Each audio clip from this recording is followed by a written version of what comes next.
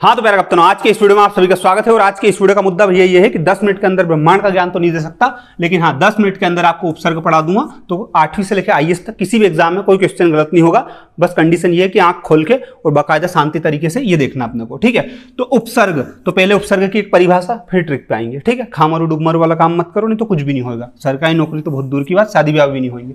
तो उपसर्ग की एक बहुत ही शानदार परिभाषा, जो 8वीं से लेकर IAS तक कोई भी माइकल लाल गलत बता दे तो वहीं जान से मार देना, बस जेल तुम ही जाना, मेरे को मत भेजना। जो शब्दांश शब्दों के आदि में जुड़कर अपने अर्थ में कुछ विशेषता लाता है। कैसे भैया? अब यहां लिखा आदि, कोई सा भी शब्दांश शब्द के, ये शब्दांश है, ये शब्द के आगे जुड़ के उसके अर्थ में परिवर्तन लाता है, तो वो क्या हो जाता है? वो कहलाता है उपसर्ग, ठीक है। देखा जाए तो अब ये है, ठीक है। यहां पे आओ अति, और यहां पे लिखा रिक्त, ठीक है। अब इधर देखना, समझना, रिक्त का मतलब क्या होता है? खाली, ठीक है। अब ये लिखा अति, अति का मतलब अधिक, ठीक है। अब ये जो है ये उपसर्ग है और ये शब्द है। अब इन शब्दों के आगे क्या जुड़ा है? उपसर्ग जुड़ा है। तो रिक्त के आगे क्या जुड़ गया? अति, तो ये क्या होगा? अतिरिक्त हो गया। अब तुम एक चीज समझना कि जब भी कोई उपसर्ग जुड़ के नया शब्द बनता है तो वो अपना अर्थ ही अलग कर लेता है। जैसे रिक्त का मतलब क्या होता है? रिक्त का मतलब होता है खाली, एकदम खाली, खाली, जैसे तुम्हारा जीवन पड़ा खाली, रिक्त मतलब खाली। लेकिन अति उसमें जुड़ जाता है तो वो क्या हो जाता है? अतिरिक्त, ठीक है। तो अतिरिक्त, उनके जीवन में कोई और है लेकिन तुम्हारे अतिरिक्त, तुम्हारे होते हुए भी तुम्हारे अतिरिक्त, है ना। तुम्हारा दिमाग बहुत तेज है इस मामले में, इसलिए ये एग्जाम्पल दिया मैंने। जिसके बाद में आता भैया ये क्या आता है? ये आते हैं एक तरीके से भेद कह लो, प्रकार कह लो, या बांटा गया कह लो। कोई ऑथेंटिक नहीं है, कोई नहीं पूछेगा कि प्रत्येक उपसर्ग को कितने भागों में बांटा है, ना बताना अपने को। कोई पूछे कनपट्टे मार देना, भले कोई जरूरत नहीं बताने की। क्यों? क्योंकि ये सिर्फ अध्ययन के लिए बांटा गया है, ठीक है। और कहने को ये रहता भैया कि संस्कृत के उपसर्ग 23 हैं, हिंदी के उपसर्ग 13 हैं और उर्दू के उपसर्ग 19 हैं। ये कहने की बात है, लेकिन ऐसा जरूरी नहीं है, उनसे ज्यादा भी हो सकते हैं। मैं अभी खड़े खड़े निकाल सकता हूं ये संस्कृत के उपसर्ग 13 से ज्यादा, ठीक है। लेकिन कई मतलब किसी की बेइज्जती करने से अपने को क्या करना? अपने पास होना। एग्जाम के एक दिन पहले वीडियो देख रहे, दाई जी बड़ा एहसान कर रहे, तो ट्रिक देख लो, ठीक है। तो ये संस्कृत के, हिंदी के, उर्दू के और अंग्रेजी के उपसर्ग अपन सारे पढ़ेंगे। तो इनके मैं 10-10, 12-12 शब्द बताऊंगा, बस वो याद कर लो। आगे आगे के कुछ भी याद नहीं करना, कुछ भी एक शब्द अलग से याद नहीं करना पड़े तो कर लेना, मेरे बाप को क्या जा रही है भैया, जो तुमको चाहिए। ऐसे दिल पे मत लिया करो, रे मेरी बात है, नहीं तो कहीं का हटे को मर जाएगा उन्होंने, भैया हमको तो ऐसी कह दी। इधर आओ, सुनो, तुमको 4-5 पेज जैसी स्लाइड मिलेगी, उसमें कुछ भी ध्यान नहीं करना है। तुमको सिर्फ मछली की आंख देखना है, बिल्कुल। कहाँ देखना? यहाँ, ये आगे का जो डब्बा बताऊँ ना, बस ये डब्बा देखना है तुमको, और कुछ भी नहीं देखना है। बाकी चीज मैं समझाने के लिए बताऊंगा। देखो, कोई सा भी शब्द जिसमें शुरू में आगे तुमको अति, अधि, अनु, अप, अभि, औ, आ, अत, अप, अत, दूर और दुस, इनमें से कोई भी देखने को मिले तो वो क्या है? वो उपसर्ग है। बस इतना याद रख लेना, ठीक है। अब जैसे यहां लिखा अभिमुख, ठीक है। मुख, मुख के आगे क्या जुड़ा? अभी जुड़ा। तो अब मैं पूछूं आपसे कि अभिमुख में कौन सा उपसर्ग है, तो आप फट से पहली फुर्सत में बता दो, अरे यार भैया तुमको ये नहीं मालूम। अभी, अभी क्या है? एक उपसर्ग है, ठीक है। अब जैसे मैं तुमसे बोल दूं कि अपयश, अपयश में कौन सा उपसर्ग है, तुम फट से बता दोगे। अपयश में अप क्या है? आप एक उपसर्ग है, ये लिखा आप, और आपका मतलब पूछे तो बुरा या हीन, ठीक है। तो कुल मिला के याद करना अपने को, ये आगे का डब्बा है। और करना चाहो नहीं भैया, थोड़ा और कर लेंगे। इन डब्बे का मतलब याद कर लेना, हर का मतलब लिखा। औ का मतलब होता है हीन या नीचा, जैसे आ का मतलब तक या समेत होता है, अधि का मतलब ऊपर या श्रेष्ठ होता है। लेकिन याद करने की कोई आवश्यकता नहीं है, सीधी बात बोलो। बहुत एडवांस क्वेश्चन आएगा तो तुमसे पूछेंगे कि औ का मतलब बताओ, नीचा होता है, हीन होता है, क्या होता है, तो पूछेंगे। पास ही होना है, एग्जाम के एक दिन पहले ही मुंह फाड़ रहे अपन वीडियो के अंदर, तो फिर तो कुछ नहीं है। अवगुण में कौन भैया, क्या कौन सा उपसर्ग है, तो आप फट से बता दोगे औ क्या है? उपसर्ग है, बस इतना। तो ये डब्बा याद करो, आगे का टेंशन खत्म करो। ऐसे ही दूसरे पेज पे आओ, दुस, निर, निस, नी, परा, परी, प्र, परा, परी, पापा की परी और परा मम्मी का परा, ठीक है। प्रा, प्रति, वी, सम और सु, ऐसा। अब एक एग्जांपल दे दूं नहीं तो भैया तुम तो ऐसे भाग रहे, सूझी नहीं पड़ रहे हमको। तो जैसे इधर आओ, शांति से सांस लो। अब सुनो, सु का मतलब क्या होता है? अच्छा और अधिक। अब मैं तुमसे बोल दूं शिक्षित, शिक्षित मतलब क्या होता है? शिक्षित मतलब पढ़ा लिखा। अच्छी शिक्षा है उसके पास की बुरी शिक्षा, ये कैसे पता चलेगा? सिर्फ शिक्षित वर्ड से पता नहीं चलेगा। लेकिन मैं बोल दूं सुशिक्षित, अब तुमको पता चल गया सुशिक्षित मतलब अच्छा पढ़ा लिखा है यार। अब एक व्यक्ति तुम्हारे सामने शिक्षित खड़ा है, एक सुशिक्षित खड़ा है, तो दोनों में पता कर पाओगे सुशिक्षित मतलब अच्छी शिक्षा इसके पास। आई बात समझ में? क्योंकि सु का मतलब ही क्या है? अच्छा। आई बात समझ में नहीं आई? कोई बात नहीं फिर बेटा। तुम्हारी जॉब लगने से इस बार। ऐसी बद्दुआ नहीं दे रहा हूँ, मेरे गाली मत देना रे मेरे को, मैं फिर ठीक है।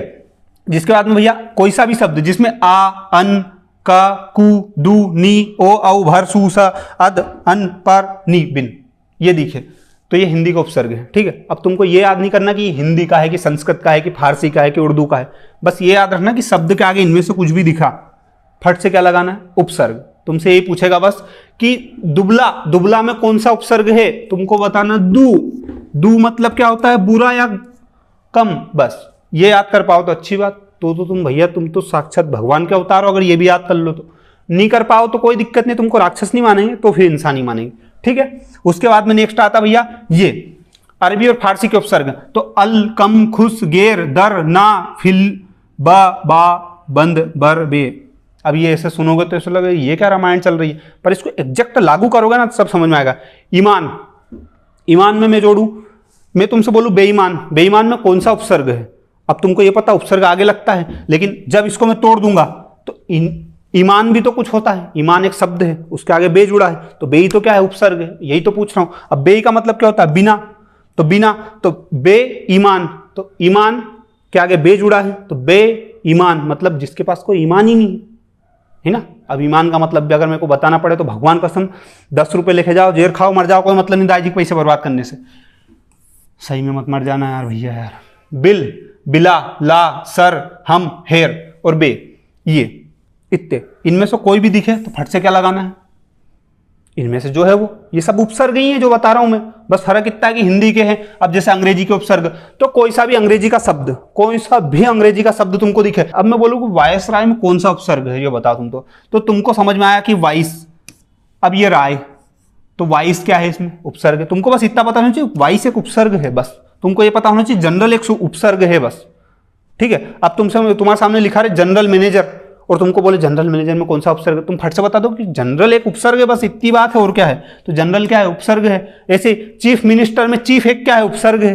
ऐसे हेड मास्टर, तो मास्टर, मास्टर मतलब मैं मतलब मैं तो टीचर, मतलब हाँ यार मास्टर ही तो हूँ, टीचर, तो मैं एक मास्टर हूँ जैसे। ठीक है, अब मेरे नीचे मान लो 10 लोग काम कर रहे हैं, तो मैं क्या हो गया, हेड मास्टर हो गया। ठीक है, अब मैं इसमें बोलूँ कि मास्टर को अलग कर दूं तो क्या बच्चा, हेड। तो हेड क्या है, हेड ही तो उपसर्ग है ये, और हेड का मतलब क्या था, मुख्य। अब इसके बाद आते भैया उपसर्ग के समान प्रयुक्त होने वाले संस्कृत के अवयव। अवयव, अवयव का मतलब बताऊं क्या है, ऐसा शब्द जिसपे स्त्री का, पुरुष का, भूत का, पिशाच का, संज्ञा का, सर्वनाम का, किसी का कोई फर्क ही नहीं पड़े। एग्जाम्पल, राम अब जाएगा, जाएगा। रमा अब जाएगी, तो जाएगा से जाएगी की हो गया वो। ठीक है, तो जाएगा जाएगी पे फर्क पड़ा कि जब स्त्रीलिंग यूज हुआ तो जाएगी हो गया, और जब पुल्लिंग था तो जाएगा हो गया। लेकिन मैंने वहां पे बीच में एक चीज और बोली कि राम अब जाएगा, रमा अब जाएगी। अब वो जो अब है उसका तो स्त्रीलिंग, पुल्लिंग, स्थान विशेष किसी से कोई फर्क ही नहीं पड़ रहा, उसको डर ही नहीं लग रहा किसी से। अब हमेशा अभी रहेगा, अब हमेशा अभी रहेगा, चाहे स्त्री का नाम बोलो, पुरुष का बोलो, संज्ञा बोलो, सर्वनाम बोलो। तो ऐसे शब्द जो फिक्स हैं, जिसपे किसी का कोई फर्क ही नहीं पड़े, तुम्हारे जैसा ढीठ उन्ने हम मोबाइल चलाएंगे भले गला घोड़ दो, ऐसे व्यक्ति, वो सब क्या है, वो अवयव है। तो कुल मिला के अपन सब क्या है, अवयव है। ठीक है, ऐसा दिल पे मत लेना रही। हाँ, तो अवयव क्लियर। अब देखो अवयव ऐसे कौन कौन से शब्द जो अवयव है, तो देखो अध, अत, आ, चिर, पुनर, बहिर, सत, पुर, पूर्णिपुरा, सम और सह, ये सब क्या है, अवयव है। ये स्त्री वाले के आगे जुड़े, पुल्लिंग के आगे जुड़े, किसी स्थान के आगे जुड़े, कोई फर्क नहीं पड़ता, ये ऐसे ही रहेंगे, ऐसे ही रहेंगे, बस ये थे अवयव। तो ये प्रयोग होते हैं। अब तुमको कुछ नहीं करना है पूरे इसमें से, बस ये आगे के जो एक एक लाइन है ये आगे की, बस ये याद करना है और कुछ भी याद नहीं करना है। ठीक है, बाकी मैं तुमको बता चुका हूं भैया उपसर्ग पूरे शानदार तरीके से। अधिक जानकारी तुमको चाहिए तो कोर्स में मिल जाएगी, हिंदी का कोर्स बना रखा, बहुत डिटेल में वहां पे बता रखा सारी चीजों को। ठीक है, वहां पे समझ सकते हो। बाकी और तुमको तो घर ही पढ़ाने आ सकता हूं मैं, इतना तुम्हारे लिए सहयोग कर सकता हूं, इससे ज्यादा कुछ नहीं कर सकता। बाकी हाँ, एक चीज और मैं बता दूं कि तुमको अगर हिंदी की और ट्रिक जाननी है तो कुछ नहीं करना है, यूट्यूब पे सर्च करना हिंदी प्लेलिस्ट ट्रिक बाय सीनू सिंह, इतने में तुम्हारे सामने पूरी मेरी जितनी भी अभी तक वीडियो बनाई हिंदी की सारी आ जाएगी, वो देख लेना। और अधिक जानकारी चाहिए तो सीनू सिंह करके एप्लीकेशन मिलेगा, उसको डाउनलोड करना, वहां पे कोर्स है, कोर्स लगे तो खरीदो, नहीं लगे तो मत खरीदो। बाकी ये पीडीएफ है, पीडीएफ फॉर्म में भी वो कोर्स में आपको मिल जाएगी। ठीक है, बाकी इतना झेल लिया, इसके लिए धन्यवाद। जय हिंद, जय भारत। अपना ख्याल रखो, माता पिता ख्याल रखो, पढ़ाई लिखाई पे ध्यान दो, बर्बाद होने से ज्यादा अच्छा। ठीक है, थैंक यू। जय हिंद, जय भारत।